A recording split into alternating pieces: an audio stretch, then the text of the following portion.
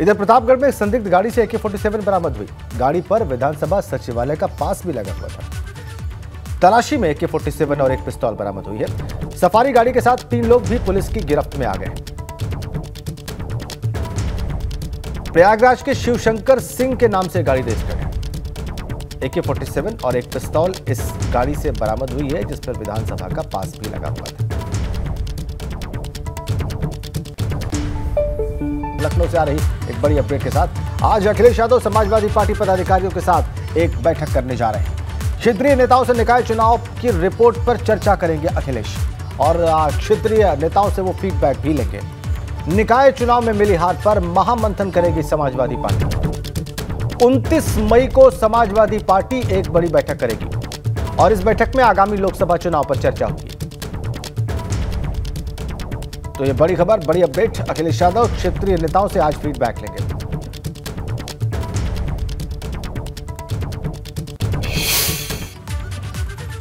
और समाजवादी पार्टी निकाय चुनाव में अपने प्रदर्शन का बड़ा मंथन करने वाली है और इसके लिए अखिलेश यादव ने 29 मई को एक बड़ी बैठक बुलाई है। दरअसल निकाय चुनाव में सबसे बड़ा झटका अगर किसी को लगा है तो समाजवादी पार्टी है, जिसकी सीटें न सिर्फ कम हुई हैं बल्कि उसका वोट प्रतिशत भी इस बार घटकर बहुत कम रह गया है। अब समाजवादी पार्टी नहीं चाहती कि जो गलती उसने निकाय चुनाव में की है वो 2024 में करे।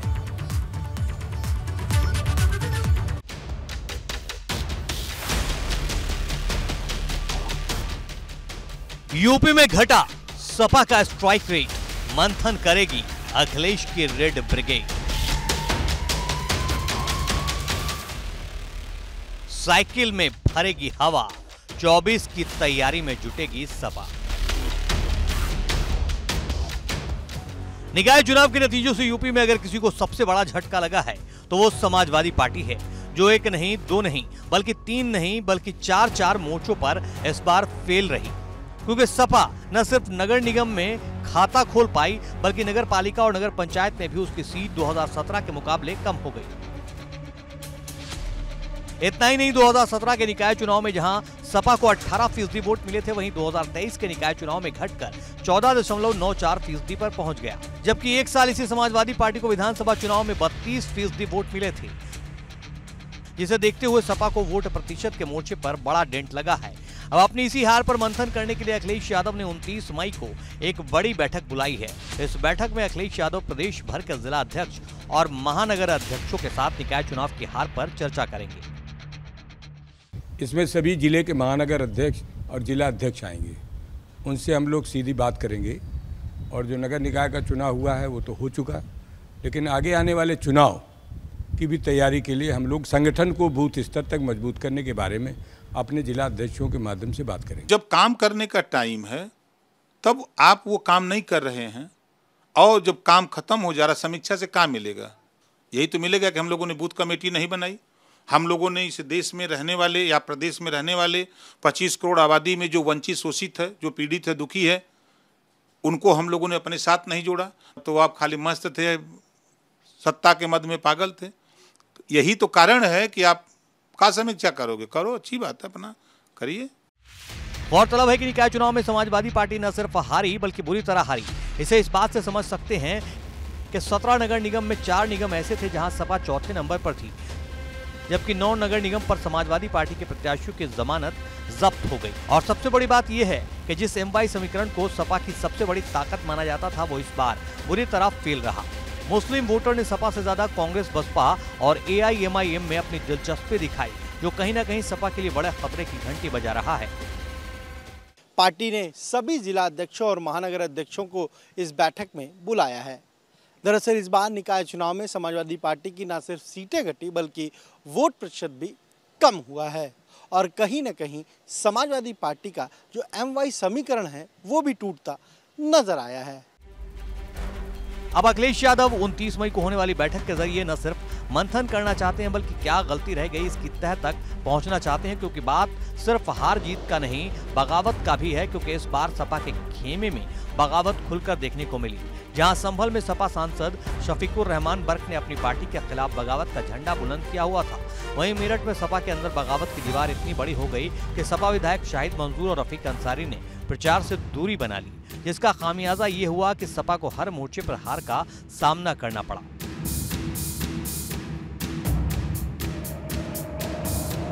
अब सवाल ये है कि क्या अखिलेश बगावत के इस एपिसोड को यहीं खत्म कर पाएंगे, और उससे भी बड़ा सवाल ये है कि क्या इस हार से कोई सीख लेंगे, क्योंकि एक सवाल इस बात का भी है कि चुनाव होता है, फिर चाहे वो विधानसभा का हो या निकाय चुनाव का, क्योंकि जहां अखिलेश यादव देर से चुनाव प्रचार में उतरे, वहीं सीएम योगी ने प्रचार करने में कोई कमी नहीं छोड़ी, जिसका नतीजा ये हुआ कि भाजपा ने निगम की सभी 17 सीट जीत ली और सपा खाता तक नहीं खोल पाई।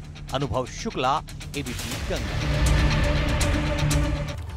एक बड़ी अपडेट आपको दे दें, लखनऊ से है। अपनी आवाज में सुंदरकांड रिलीज करेंगी अपर्णा बिष्ट। जी, भाजपा नेता अपर्णा का गाया हुआ सुंदरकांड बहुत जल्दी रिलीज होगा और संगीतकार आदेश श्रीवास्तव के साथ अपर्णा बिष्ट का यहाँ पर उनके संगीत पर सुंदरकांड का पाठ किया अपर्णा बिष्ट ने। सुबह 11 बजे सुंदरकांड रिलीज करने का कार्यक्रम है आज। अपर्णा बिष्ट मुलायम सिंह यादव की बहू और सुबह 11 बजे उनका सुंदरकांड रिलीज होने का कार्यक्रम है। आदेश श्रीवास्तव संगीतकार हैं इस कृति के। एक बड़ी अपडेट मेरठ से है। भाजपा के फायर ब्रांड नेता संगीत सोम ने समाजवादी पार्टी पर हमला बोला है। कहा है कि लोकसभा चुनाव में सपा का सफाया हो जाएगा। उन्होंने कहा है कि स्वामी प्रसाद मौर्य अखिलेश यादव के मोहरे हैं और 2024 में अखिलेश का सत्यानाश होगा। यूपी में रामराज आ रहा है, ये बयान दिया है संगीत सिंह सोम ने।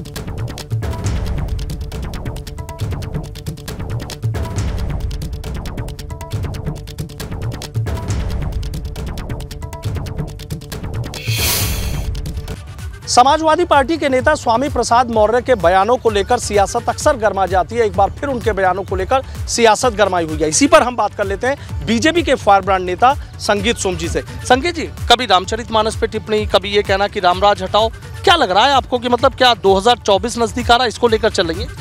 देखिए, ये स्वामी प्रसाद मौर्य नहीं बोल रहे हैं। स्वामी प्रसाद मौर्य तो एक केवल मोहरा है।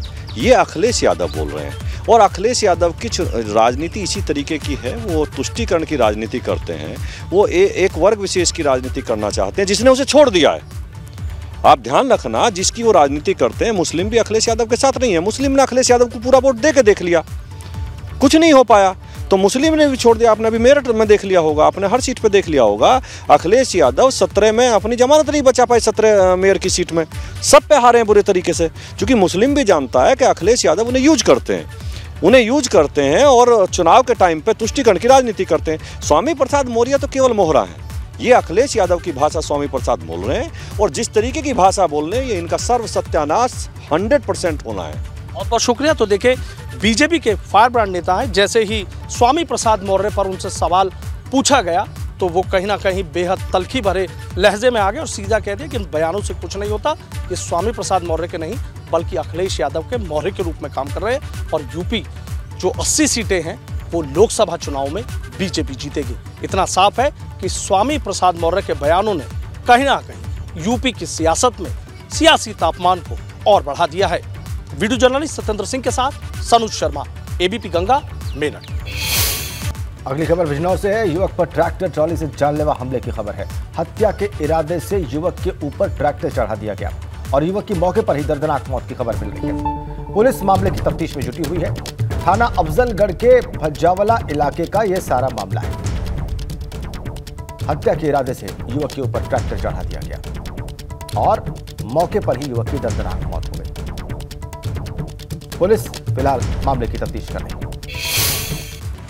अगली अपडेट लखनऊ से है। सिंचाई विभाग कॉलोनी में लाखों की चोरी की खबर है। 4 लाख से ज्यादा की ज्वेलरी पर चोरों ने हाथ साफ कर दिया है। सिंचाई विभाग में प्रधान सहायक पद पर कार्यरत शरद चंद्रा के घर चोरी की खबर है। पूरा परिवार घर से बाहर गया हुआ था। कृष्णानगर थाना इलाके में स्थित सिंचाई विभाग कॉलोनी की यह सारी घटना है।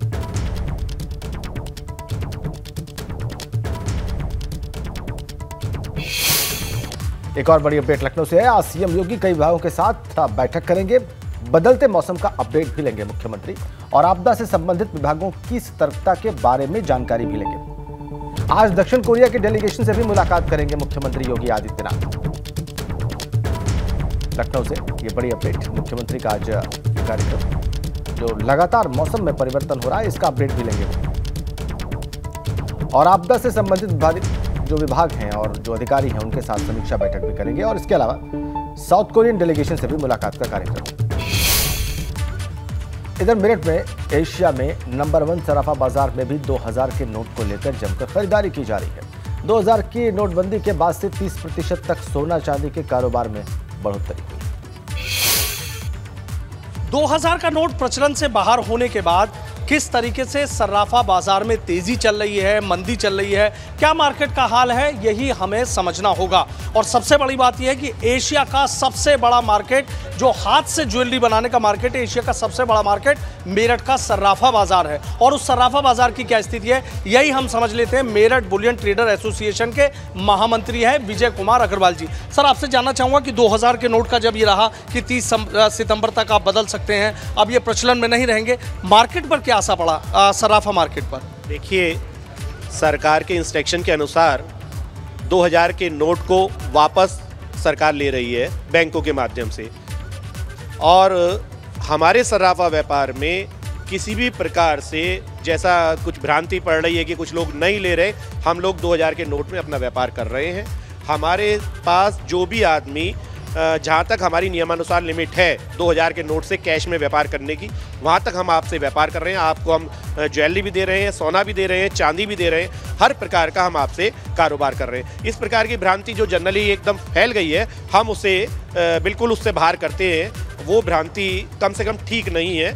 हमारा कहना है कि 2000 का नोट हमारे हर व्यापारी, हर दुकानदार स्वीकार कर रहा है। बस 20,000 रुपये तक की कैश की हम दुकानदारी रिटेल में कर सकते हैं, 2 लाख रुपए तक की हम PMI के माध्यम से कर सकते हैं। वो सारी चीज़ें हम उसका पालन कर रहे हैं। और उसके बाद अगर आपको हमसे कोई व्यापार करना है, जैसा कहा कि ज़्यादा का भी करना चाहे तो कर सकते हैं। उसके लिए आपको हमें RTGS करना पड़ेगा बैंक अकाउंट के माध्यम से। बहुत बहुत शुक्रिया। तो देखिए, मेरठ बुलियन ट्रेडर एसोसिएशन के महामंत्री हैं विजय कुमार अग्रवाल, और इनका सीधा ये कहना है कि मार्केट में 25 से 30% तक की बढ़ोतरी हुई है कि लोग गोल्ड खरीद रहे हैं, ज्वेलरी खरीद रहे हैं, चांदी खरीद रहे हैं। 2000 के नोट भी आ रहे हैं, लेकिन इनका कहना है कि 2000 के नोट लेने से कोई इनकार नहीं किया जा रहा है, कोई पैनिक नहीं है। कुछ लोग ज़रूर तरह तरह की बातें कर रहे हैं, लेकिन उससे मार्केट पे कोई असर नहीं पड़ रहा है। इतना ज़रूर है कि जो 8 से 10 करोड़ रुपए का कारोबार ज्वेलरी का या गोल्ड का या चांदी का मेरठ में हर रोज़ होता था, वो अब 30% तक बढ़ गया है। यानी कहीं ना कहीं जिस तरीके से 30 सितंबर तक 2000 के नोट वापस लिए जा रहे हैं, शायद लोग ये चाहते हैं कि बैंक में उनको जमा करने के बजाय ज्वेलरी खरीद ली जाए, और इसीलिए शहर सर्राफा की बात हो या सदर सर्राफा की बात हो, इस तरीके से बढ़ते जा रहे हैं। वीडियो जर्नलिस्ट सत्येंद्र सिंह के साथ सनुज शर्मा, ABP गंगा, मेरठ। इधर मेरठ में पुलिस के सामने ही प्रेमी जोड़े की पिटाई की खबर है। शादीशुदा व्यक्ति पर लड़की को भगाने का आरोप है। लड़की को भगाने के आरोप में परिजनों ने युवक को पीटा है। परिजनों ने लड़की के साथ भी मारपीट की है और पुलिस ने आरोपी युवक को हिरासत में ले लिया है। सिविल लाइन थाना इलाके के कमिश्नरी चौराहे की घटना है।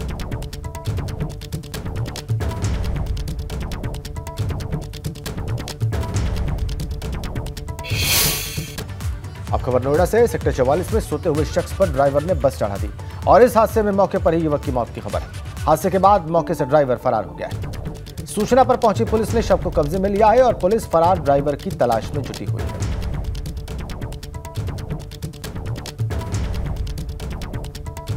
ड्राइवर हादसे के बाद मौके से फरार। सोते हुए शख्स पे ड्राइवर ने गाड़ी चढ़ा दी। हादसे में मौके पर ही युवक की मौत।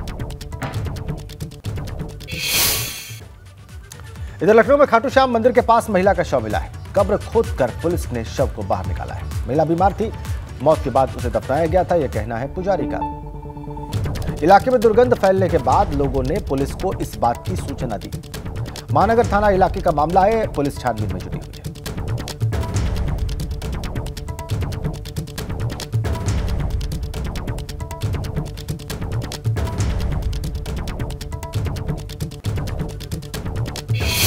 आइए खबरों में आगे बढ़ते हैं। अगली खबर लखीमपुर खीरी से है। वहां पर बड़ी संख्या में चोरी के मोबाइल बरामद हुए हैं। सर्विलांस सेल की टीम ने ये 74 मोबाइल फोन बरामद किए। जब्त मोबाइल की कीमत 10 लाख रुपए से ज्यादा बताई जाती है। पुलिस ने मोबाइल धारकों को फोन लौटा दिए। बड़ी खबर लखीमपुर खीरी से। 74 मोबाइल फोन जब्त किए गए हैं और ये चोरी के मोबाइल थे। विभिन्न कारणों से जो करीब 74 मोबाइल मिस हुए थे, उन्हें आज लोगों को वापस किया जा रहा है। ये 74 मोबाइल एंड्रॉयड थे जिनकी कीमत लगभग 10 लाख होगी और लोगों को चिन्हित भी कर लिया गया जिनके मोबाइल हैं। हम लोगों ने ये व्यवस्था भी की है कि जिनके मोबाइल किसी कारण से खो जाते हैं वो बहुत ही आसानी से थाना पे, पुलिस ऑफिस में अपनी शिकायतें दर्ज कर देते हैं, कर सकते हैं। और जब भी उनका मोबाइल बरामद हो जाता है, वापसी हो जाती है, तो उनको बुला के उन्हें वापस कर दिया जाता है। इस प्रक्रिया को भी हम बहुत सरल बना रहे हैं। एक और बड़ी अपडेट आपको दे दें, फिर से विवादों में सपा के राष्ट्रीय महासचिव स्वामी प्रसाद मौर्य। हिंदू राष्ट्र की मांग करना संविधान और राष्ट्र विरोधी बात है, ये बात उन्होंने कही है। संविधान और राष्ट्र विरोधी मांग करने वाला राष्ट्र का हितैषी नहीं है। धीरेन्द्र कृष्ण शास्त्री के हिंदू राष्ट्र की मांग पर यह बात कही है स्वामी प्रसाद मौर्य ने। हरदोई में एक निजी कार्यक्रम में स्वामी प्रसाद मौर्य ने बयान दिया है, आतंकवाद की भाषा बोलने वाले कभी संत नहीं हो सकते। कुछ लोग पूरे संत समाज को बदनाम कर रहे हैं और इसके साथ साथ उन्हें भारतीय जनता पार्टी पर भी हमला किया।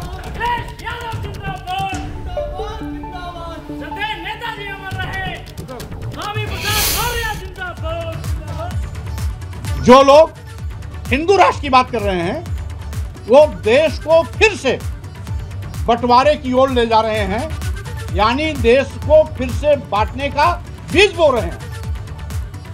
हिंदू राष्ट्र की मांग करना संविधान विरोधी बात है, राष्ट्र विरोधी बात है। इसलिए जो भी राष्ट्र विरोधी बात करता है, संविधान विरोधी बात करता है, वो देश का हितैषी नहीं है। महोबा से खबर है, आटा चक्की कारखाने में आग लगने की खबर है। शॉर्ट सर्किट के चलते यह आग लगी बताई जाती है। 10 कुंतल अनाज, 5 कुंतल राई, 30 किलो तेल इसमें जलकर राख हो गए। आग लगने से लाखों रुपए का नुकसान भी हुआ है। पनवाड़ी थाना इलाके के किल्हुआ गांव में यह अग्निकांड हुआ।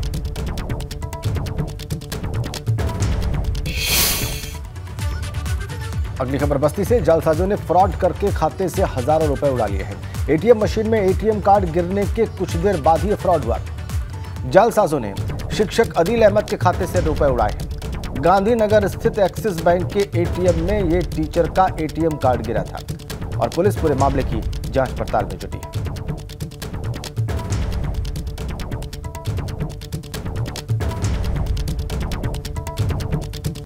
गांधीनगर स्थित एक्सिस बैंक के एटीएम में कार्ड गिरा हुआ। अगली खबर कानपुर से, 8 साल के बच्चे ने दुष्कर्म का प्रयास किया। जी, 3 साल की बच्ची से दुष्कर्म का प्रयास किया है और असफल होने पर बच्ची को ब्लेड से घायल कर दिया है। जी, चकेरी पुलिस ने आरोपी बच्चे को गिरफ्तार कर लिया है। बच्चा पहले भी कई लोगों को ब्लेड मार चुका है। चकेरी थाना इलाके के सनिगमा इलाके की घटना है। 8 साल के लड़के ने 3 साल की बच्ची के साथ दुष्कर्म करने का प्रयास किया। इधर अमेठी में दर्दनाक सड़क हादसा हुआ है। अज्ञात वाहन ने बाइक को टक्कर मारी है और हादसे में बाइक सवार दोनों युवकों की मौके पर ही मौत हो गई है। मुंशीगंज थाना इलाके के त्रिलोकपुर गांव के पास यह हादसा हुआ है। अमेठी में दर्दनाक सड़क हादसा, अज्ञात वाहन ने बाइक को टक्कर मारी है।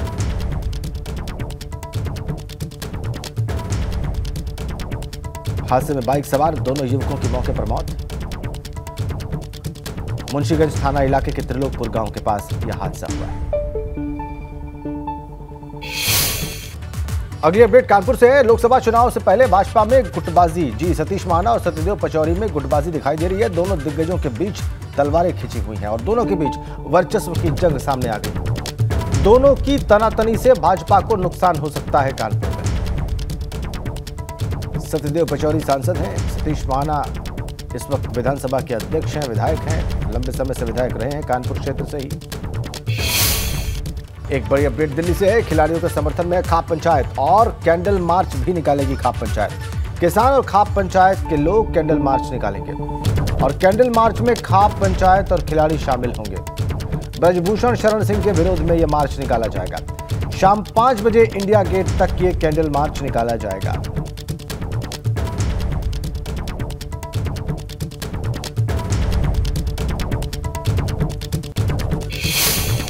और एक बड़ी अपडेट रामपुर से है। आजम के बेटे अब्दुल्ला पर कोर्ट में सुनवाई होगी। 2 जन्म प्रमाण पत्र के मामले में कोर्ट में आज सुनवाई होगी। 2 जन्म प्रमाण पत्र मामले में गुरुवार को सुनवाई हुई थी। बचाव पक्ष की ओर से गवाह पेश किया गया था। गवाह ने अब्दुल्ला के पक्ष में गवाही दी थी।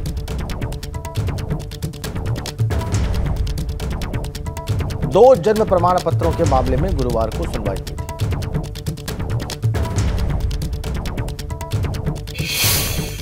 और एक बड़ी अपडेट दिल्ली से है। आज से बैंकों में 2000 के नोट बदले जाएंगे। आरबीआई ने चलन से बाहर किए हैं 2000 के नोट और 30 सितंबर तक बैंकों में ये नोट बदले जाएंगे। किसी भी बैंक में जाकर जनता अपना नोट बदल सकेगी। एक बार में 2000 के 10 नोट बदले जाएंगे।